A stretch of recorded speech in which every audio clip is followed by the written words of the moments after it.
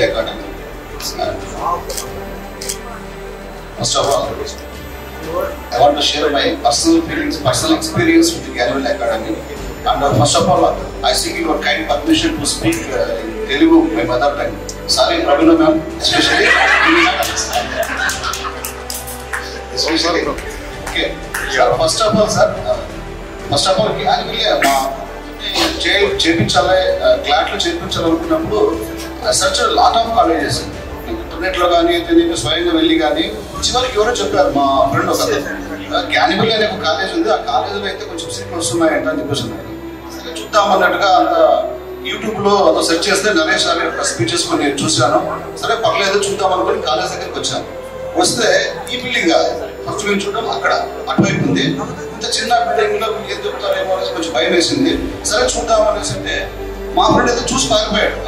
వేరే కాలేజీకి పోయి జాయిన్ అయిపోయాడు, వాళ్ళ కూతురు జాయిన్ చేయించడానికి లేదు.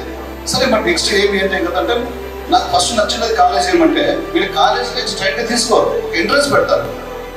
ఎంట్రన్స్ పెట్టి ఆ ఎంట్రన్స్ లో క్వాలిఫై అయితేనే తీసుకుంటారు కాలేజ్.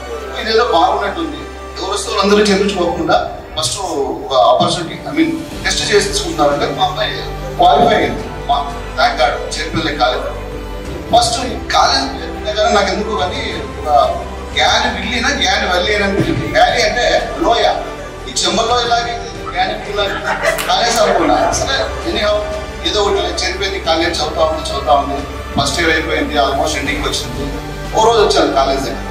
వస్తే సూర్య సార్ అడిగాను, సార్ ఎప్పుడు సార్ మా పాప మొన్న అవకాశం ఉందా నేసలా కలిసి అంటే సార్ మీ పాప అయితే ఇలా ఉంటుంది సార్.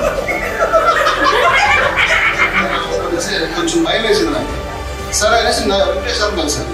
సార్ వెంకటేష్ సార్ ఎట్లా సార్ అంటే అమ్మాయి అయితే స్మార్టే సార్, చాలా బాధపడ్డాం కూడా.